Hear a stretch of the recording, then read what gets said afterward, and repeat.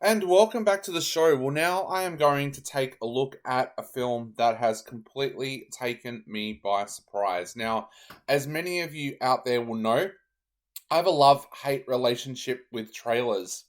Sometimes I hate the fact that a trailer gives too much away from a film. Other times, if I watch a trailer and it's good, it'll generally make me want to see a film, and that was definitely the case with Saltburn. Now, I'd heard about this film a little while ago, knew that it was from director writer Emerald Fennell, which kind of excited me because, as many long-time listeners will know, I had Promising Young Woman in my top films a few years ago. So I was kind of excited to see what her follow-up would be to that film because, like I said, it was just one of those films that really took me by surprise. And then I saw a trailer for Saltburn, and it drew me in. I love gothic thrillers, and there was just something about this film that made me want to see it. So I was pretty happy to get to go along to the media screening to check this one out, and I have to say, did not disappoint. This is one of my favorite films of the year. Now, the film, as I said, is written and directed by Emerald Fennell. It surrounds a character called Oliver Quick, played by Barry Keoghan. Now, Oliver arrives at Oxford University and doesn't make friends straight away. He's a little bit of an outsider, but he's kind of interested in another student there called Felix Caton, played by Jacob Elordi. Now, it looks for a while like Oliver and Felix won't become friends because Oliver kind of has an issue with a relative of Felix's, Farley, played by Archie Madekwe.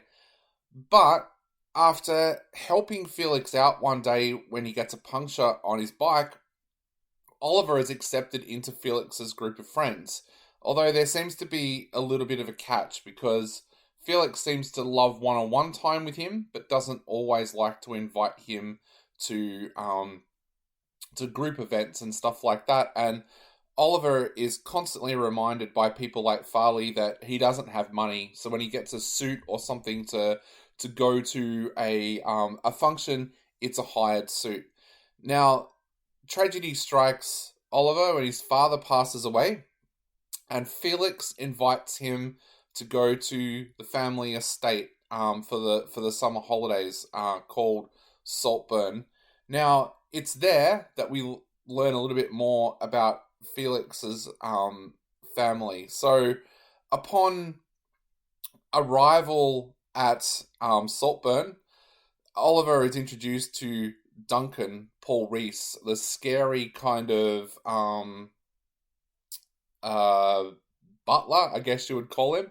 He's also introduced to Felix's father, Sir James Caton, played by Richard E. Grant, his mother Elizabeth, played by Rosamund Pike, and his sister Venetia, played by Alison Oliver. Now, of course, they kind of all like him really, really quickly, but Farley is there as well, and he is much less trusting. We also see a kind of weird relationship with how the Catons take in strays, with Pamela, played by Carey Mulligan, being there, but them not really wanting her there. So you kind of get a feeling that maybe that's the same with Oliver as well. I am not going to go into the plot any further than that, because after what happens at Saltburn is when this film becomes an absolute masterpiece. Now, I got to be careful the way I even review this because I don't want any spoilers for you out there. I want you to go into this film the same way that I went into it.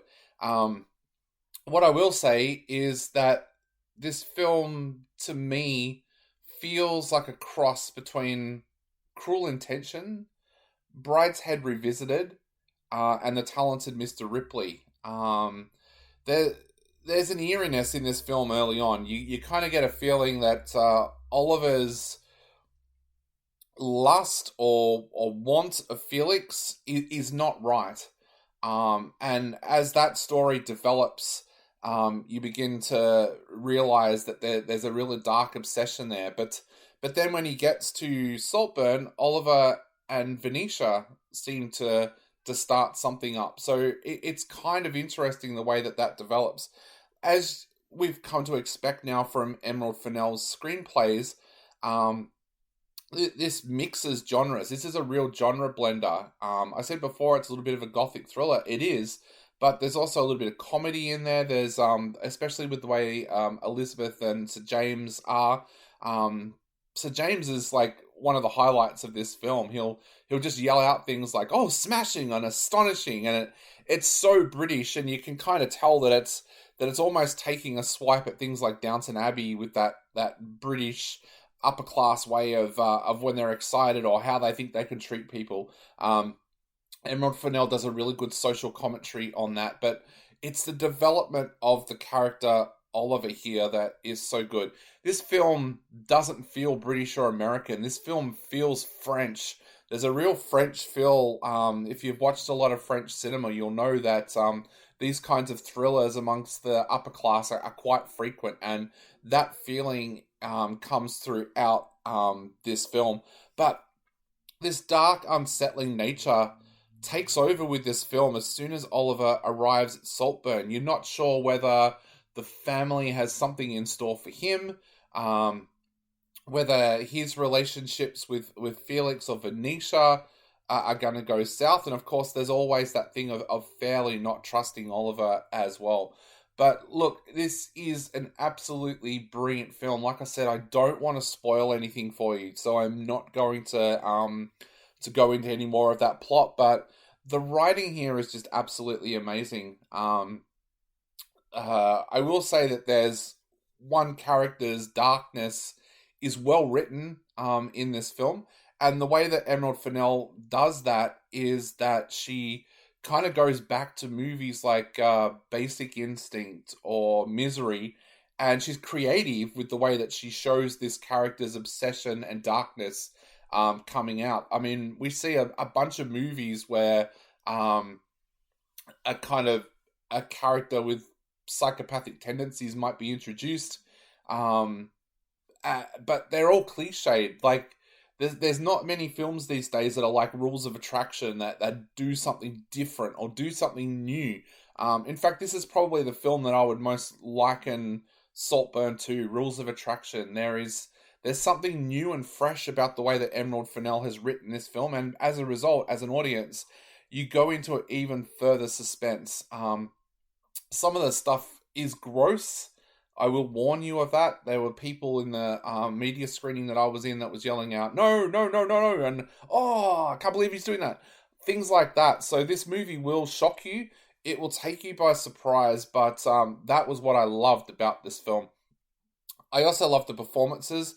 Barry Keoghan, to me, this is one of the best on-screen performances I have seen in years.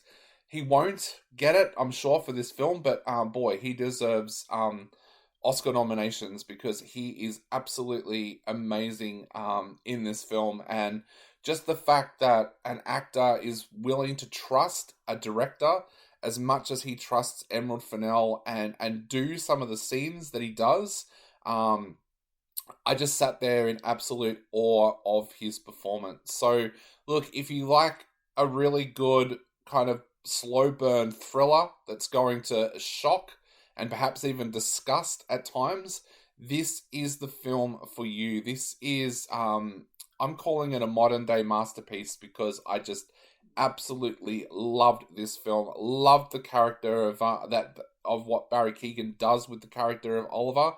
Love Emerald Fennell's screenplay. Love her creativity with this film. Love the mix of genres. I'm giving this film 5 out of 5. If you love your films a little bit quirky and a little bit alternative, then Saltburn is the film for you. This is one of the films of the year, a modern day masterpiece. 5 out of 5 from me.